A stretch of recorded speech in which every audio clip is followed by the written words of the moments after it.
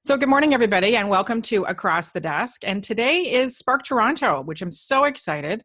I was very fortunate last year to welcome speakers on to Across the Desk and introduce you to our amazing speaker panel.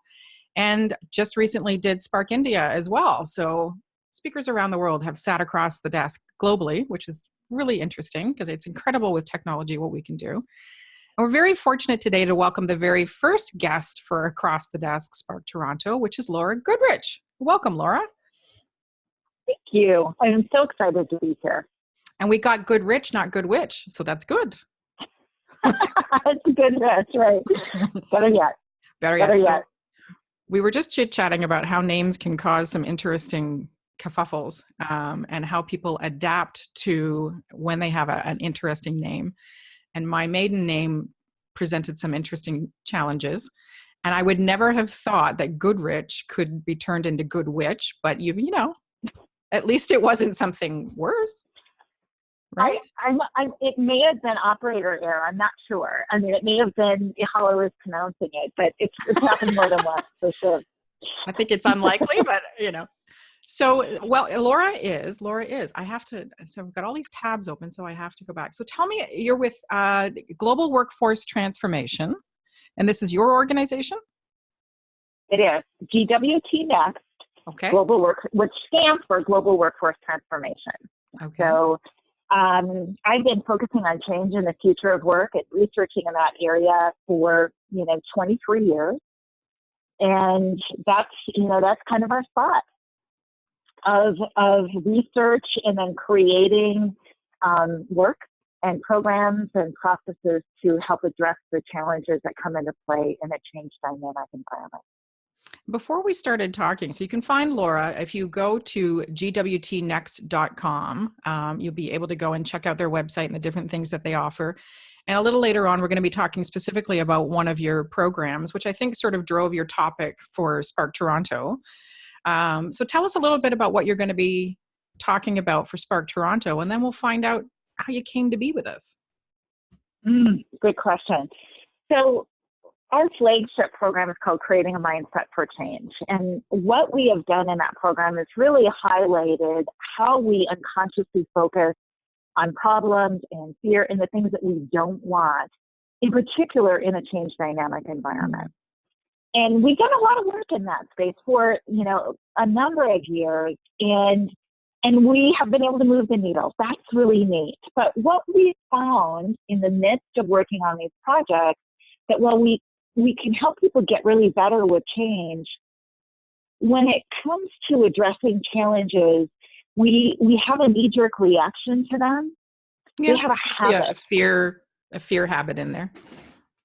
Or it can just be a habit of how we address a challenge. And we're finding more and more that habit often isn't accomplishing what it once did. In other words, we may go out and find employees. We may have found employees in a certain way, and all of a sudden that method isn't working for us anymore. Or maybe we have addressed productivity in a given way, and that's not working. Or maybe we've always had everybody in the office all the time, and maybe, just maybe, that's not working anymore, right? So from there, we created a thinking process to help people stop in that moment when that knee-jerk reaction is happening. I'm just going to take notes while you... Okay, we got a challenge. There's a quick response to how we address that challenge. And we stop in that moment and we look at that knee-jerk reaction. We look at that challenge against all of the drivers of change, all of the elements that might be at play. What are the trends that are going on that may be affecting that challenge? And then we give people tools to look at that solution, a potential solution, in a different way. How do we reframe that? How do we look at it in different ways? And I've got 3 different ways of looking at that challenge and coming up with something different and something new. And so that program is called Driving Agility. Right. So that we have a challenge, and in that moment we challenge that knee-jerk reaction and come up with some other ways of looking at other innovations so that we can have Move agility forward. Yeah. and move forward and potentially have a really different solution than what we had. So what we find is amazing is that even if things aren't working, really horribly not working, in fact, even if they're tanking, people will still remain tethered and true to that. And so it's an interesting process. So what it leaves people with is that thinking process that they can take with them and consistently use with the challenges that they face. And is that something that they're going to be able to, it's one thing, sorry, I'll backtrack for a second. One thing we've discovered, this is my 5th Spark. So Spark the Change Toronto has been going since 2015. So this is the rest of the team, this is their 4th. And because I was with Spark India, it's my 5th. But what's really interesting is that globally, if one person has the tools, that's not going to do much at the company. What it takes is them embracing the challenge to change the way they engage with their team and then share those tools. So that change in thinking process then becomes part of the company culture. And then you can really move forward and get past the blocks that could be, having problems with the agility of the organization. So is somebody going to be able to take what you're doing and then take it back? Absolutely. I mean, we'll have a tool that we'll actually use in this session. And if it is something that they think, this is really critical and this is important for us, we create, as I mentioned to you in our earlier conversation, we create what we call cinematic micro-learning programs. Yes, you did have to say that a couple of times. So cinematic, we use filmmaking methods to create bite-sized learning that is spaced over time. And you talk about change, so we really believe that real change, we can create awareness and we're going to come together and have a fantastic time together, but real change takes time. Yeah. And that's why we create these programs that are spaced over time, that create those reminders and get that learning deeper, and then mostly getting people to practice, right? To get them to practice. So you don't learn how to walk unless you walk. So, if someone is interested in that, that's always an option. But, they'll leave with a tool that they can use again and again. And I'll tell you what, I mean, it's interesting. So we create this, but I can't tell you how many times as a company we pull it out and we go, okay, here's a challenge. And clearly what once worked is no longer working. Right. Let's use this tool. Let's sit down together and let's use this to look at this challenge and see if we can come up with a different angle or a different method. So it is something we consistently use ourselves, in fact. It's interesting that you said that. So I have a women entrepreneurship group that I run. And this month, one thing that came up, which was really interesting, was the way we hire employees. And one of the members of the group is having a real challenge because she's used the same process and the same company to vet employees for her. And, within their industry overall, there's some challenges. And I've said, okay, but that's not working for you anymore. So let's sit down and identify who your target employee is. What are the things that you offer that they're not aware of so that we can start targeting a higher level employee, and it's broken. What you're doing right now is broken. And it's costing you money. It's costing you aggravation. It's costing you productivity. And you made a really valid point before about holding on to the tried and true. And I think what people lose sight of is the negative impact on their business. That when they don't address the fact that they're no longer, the process that they have no longer works, that it's affecting their bottom line. It's going to tank their company potentially. And is it worth hanging on to that, to not try a new tool, to not try a new thinking process, to not kick those habits aside and find a way to move forward? You're right. You're absolutely right. And the reality is that one of the quotes that I often use is that, you will stick with something until the suffering is such that you'll let go. And unfortunately, there's a really significant amount of suffering that people will endure. Now, in this case, it really is not resistant to change. It is just, this is how we've done it. Yeah. It is the solution. It is the method. It is. So that's why we created, and I'm really passionate about having these conversations, because this isn't about change, because, once we take them through the process, they can sort of shift maybe the way that they have, that they are trying to find employees. Interestingly enough, that one is coming up a lot in these sessions, Yeah. I should note. And, they look at it and sort of arrange the way that they attract and retain talent just a bit differently. But actually all of the pieces are the same pieces, but they have to go after them in a different way. Yeah. Right? And that's what's happening with this friend of mine, is that I said, she said, well, I only need, I'm like, I understand the restrictions around, it's a very niche business that she has. And it's in an industry that's quite competitive for employees. And I said, I understand all of that. I really do. However, if we look at the grand scheme of what you've gone through, this isn't the first time you and I have had this conversation. This isn't the first time we've sat down and gone, okay, how are we going to fix this? And her pain point, her suffering is now at the level where she's like, okay, you're right. Like, we need to do that. And there was a really interesting statistic on your website that we touched on when we were talking about the cinematic microlearning courses, which I think is a phenomenal idea, because then people are not overwhelmed. The idea of taking on a course when you're an entrepreneur, we talked about the craziness of being an entrepreneur before we started recording. And I mean, some days your days go from 8 a.m. until midnight or longer, and it's all weekend and it's whatever. And I've signed up for courses through a site called Creative Live that are still sitting there, because the thought of sitting through a 4-hour course or whatever, I'm like, how much I could be getting done? And this micro learning course, that's a genius idea, because it's less overwhelming and it's more manageably chunked down for you. And the statistic that you have here, I'm just going to give it a little read. It says here, a global CEO survey indicated that 90% of CEOs believe their organizations are not change adaptive. That is frightening. Right.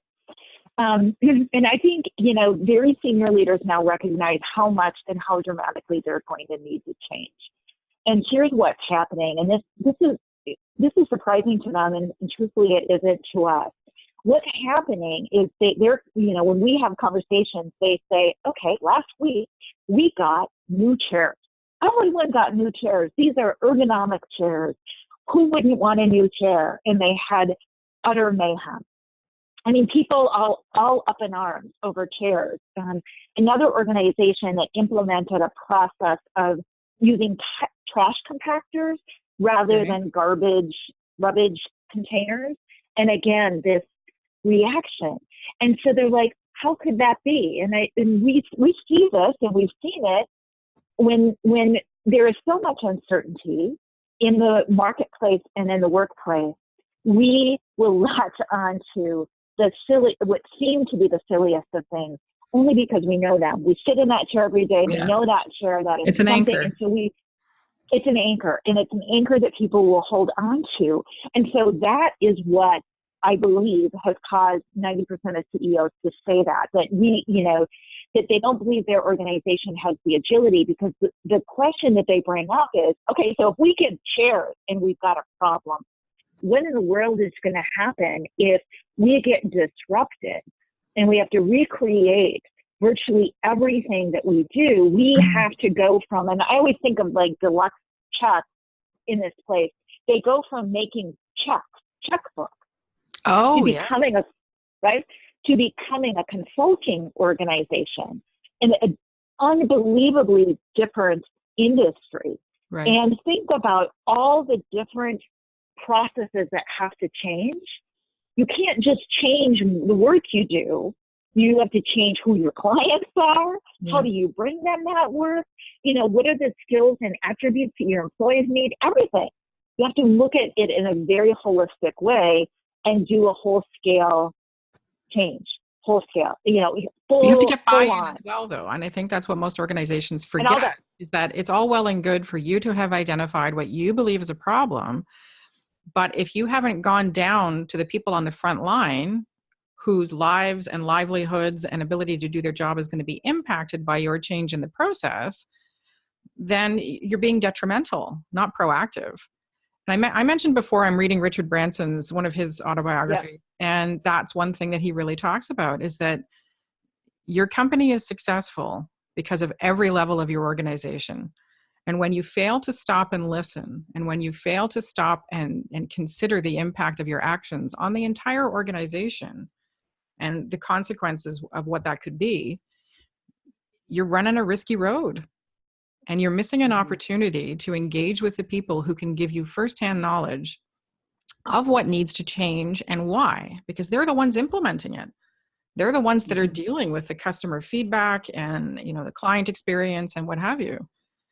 And I wonder sometimes, like I said, Fort Spark, we've had some incredible people that have come on and the ability to learn from them. And it's been interesting to see that fear of change and that inability to get buy-in from the employees is usually one of the biggest disruptors.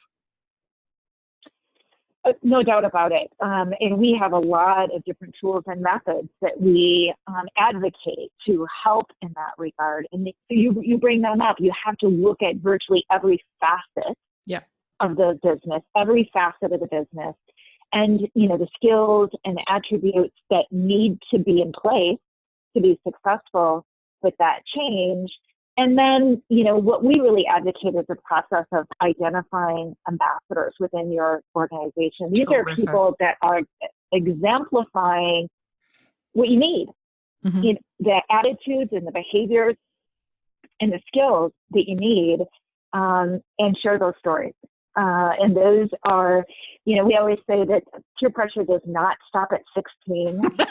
We are continuing, right? We're continuing to be influenced by others. So find people that are really influential in a positive way. Yeah.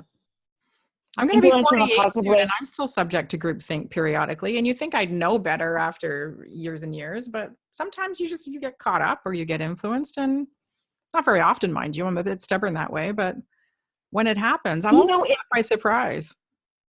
Well, here's just a silly example that that demonstrates it can happen to the best of us. So we had a lab that was lived to be 16 years old, and we had to carry him down the steps the last couple of years, carry him down the steps to feed him in the kennel, which is really a laborious process.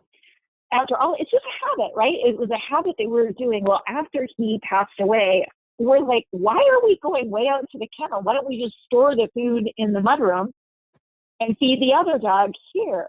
And it sounds so goofy because it was like, well, we did it. It was habit. Yeah. So, I mean, that's really, in terms of driving agility, that's really what we're talking about here. It's that kind of thing where we stop and we go, okay, so we need to feed the dog. I love that story, but that's a terrific analogy, I think. And you talked about another analogy, and then we're gonna wrap up in a couple of minutes. But you made a really valid point. So sounds like we both have a background in healthcare, and you were talking about you had to try and get this young. How old were they? I was working in healthcare. I put myself through college working in healthcare, and I was working, I'm going to say maybe a 4-year-old little girl, and they wanted to check her visual acuity, acuity. And so, that young of a child, you don't do the ABCs up on a chart. You do a juvenile chart, and on a juvenile chart is, trucks and planes and things that would gather the attention of a little one. And I was hunched down with this beautiful little one, and she kept looking at me rather than looking at the chart. And finally she said, "I like your lips." I'm like, okay. Which is what I said at the beginning. You're pretty. But the interesting thing was, though, you found a way around that challenge, and you adapted to what she was needing, and were able to complete the test by going, "Thank you so much. And now the boat." Now let's look at the boat. This just sweet little thing, but it was a distraction that had caught her attention. And then once we acknowledge that, and I think that's really an important piece, in, in these moments when we've got a little bit of a challenge here, because she was, I was no way that I was going to be able to determine how her eyes were, but based upon what was happening. Okay, so we acknowledged that, and then sort of redirected, and that's really what the driving agility process comes down to, is let's make sure that we're stopping with this challenge, and we're going, okay, what's going on? What is going on here? And we're looking at it against, and we put emerging technologies, and we look at it next to those emerging technologies. We consider the realities that are about being a part of a global marketplace where we can communicate like this. We could be virtually anywhere and instantaneously communicate. So what does that mean to us? That's what we're doing right now, because I'm in the Toronto area. That's what we're doing right now. Yeah, and you're down in Minneapolis. Right, and I'm in Minneapolis. Yeah, I find that instantaneously. Well, you got on before, so we had a little time zone challenge, but it happens. That's what I find fascinating about my business and what I'm doing, is that I can connect with people. I mean, I've done podcasts with people in Belgium, Switzerland, Pune, India. I think France. I'm not sure, but Switzerland's kind of close to the UK, like all over the place. And 10 years ago, it never would have been possible.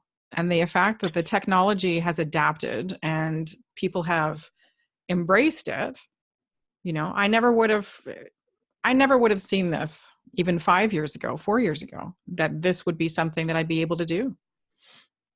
And so think of it looking through that lens, and to, coming back to that, facing a challenge. I mean, I can go to somebody in the other part of the world who we know is facing that challenge. So coming back to your analogy of that, finding talent, I mean, the certain reality is that this is bone-crushingly difficult in Japan right now, and also in the UK.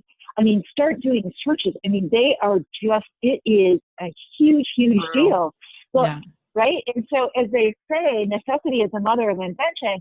I mean, I am prompting people, go see what they're doing in Japan, because, I mean, they can't get healthcare workers coming back to healthcare. Wow. They're not able to provide healthcare. Construction is just really, really challenging. Yeah. So we're globally connected. We can find these answers. We can, and the new solution can move into the marketplace at a speed unlike any other. For certain. Right.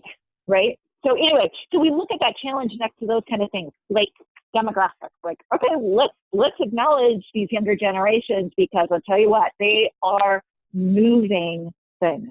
They are changing things. They are influencing the marketplace. And there are powerful things that we can learn from them. And so that's what it is. It's a thinking process, and people can walk away with that thinking process and use it when they face challenges.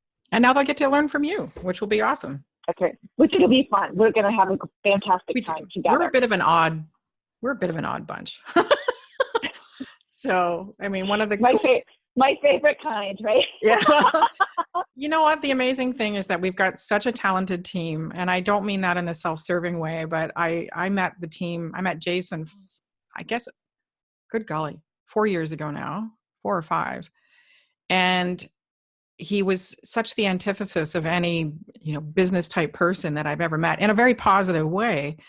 And at the first Spark, I remember saying to him, I'm like, you've changed my life, having me be involved with this project. And he says, well, what do you mean? I'm like, I didn't know organizations didn't have to suck, because I'd been an employee my entire life and had always been the troublemaker, because I didn't think like everybody else. And I didn't, if it was sinking us, I'm very surgical that way. If it's not working and it's sinking, out the door. Let's do the next thing. Let's change it. And everybody else would be like, I was like, come on. Like, we can't continue using broken processes and using antiquated industrial age thinking.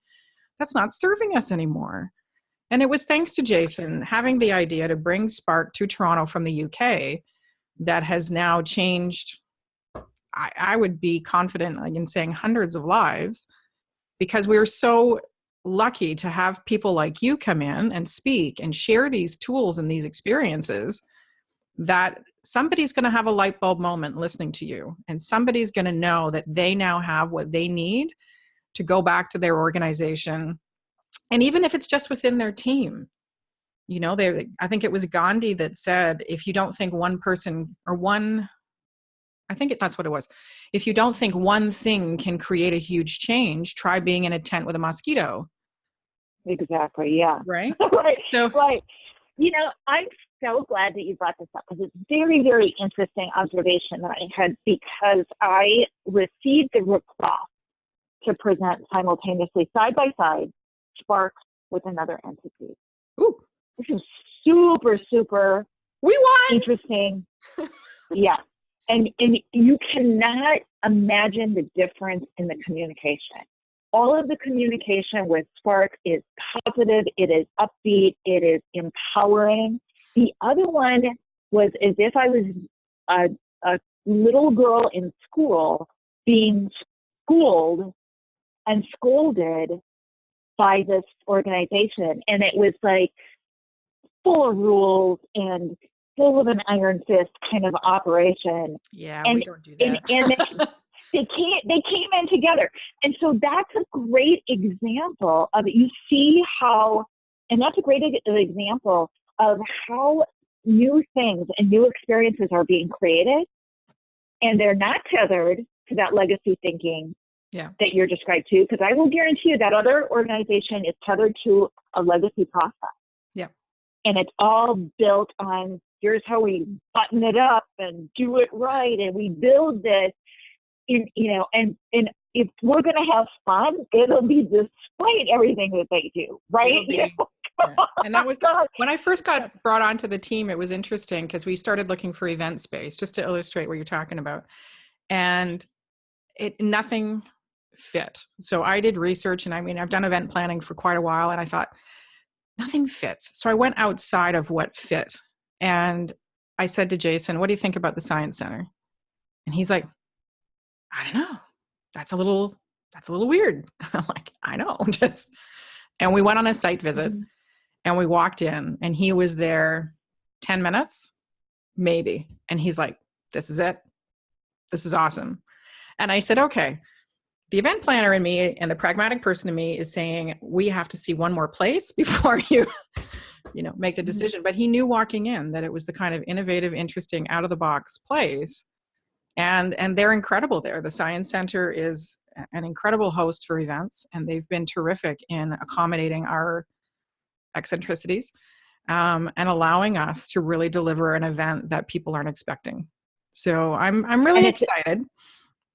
And an experience, right? And it's experience. And so think about that. I mean, really what you've created and what you're doing Jason's is the kind of thing, all of you working together, is a kind of solution and the kind of new way of doing things that could come out of driving agility. It really is. Because most of the time, there's countless organizations that are planning next year's event. And what they're doing is they're just latching onto what has been done, right? They're regurgitating what has been done, and what we'll talk about and demonstrate is that's easy to happen. In fact, that could very easily begin happening with you folks as you get to this more mature place. Like, how do we make sure that we continue? To be creative and. I'm sure. Yeah. So for everybody that might not know, Spark the Change is happening this year, June 7th and 8th. It is a 2-day, full-day conference. We kick off at 8 o'clock in the morning.